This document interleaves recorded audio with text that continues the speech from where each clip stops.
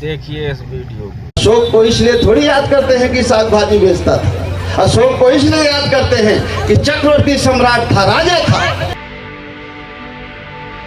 कभी कभी मैं कहता हूं कि भगवान बुद्ध को मैं भी मानता हूं, लेकिन भगवान बुद्ध का रास्ता और मेरा रास्ता एक जगह अलग है।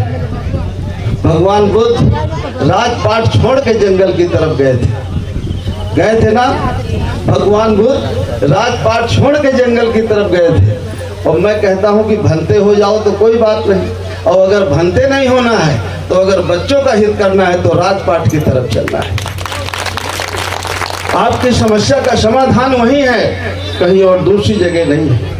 अगर घर परिवार छोड़ करके भनते बन जाना है, बिहार में रह लेना है तो अलग बात है, लेकिन अगर गृहस्थ आश्रम में रहना है और रोटी कपड़ा मकान स्वास्थ्य शिक्षा रोजगार की अगर जरूरत है तो वो सारी समस्या का समाधान राजपाट से है। जहाँ अशोका बैठा था, जिसके कारण उसकी लाट लगा रहे हैं, उसको याद कर रहे हैं। अशोक को इसलिए थोड़ी याद करते हैं कि साग भाजी बेचता था। अशोक को इसलिए याद करते हैं कि चक्रवर्ती सम्राट था, राजा था। और जब राजा को याद करते हो तो राजा बनने के बारे में सोचो भी, और राजा बना जा सकता है।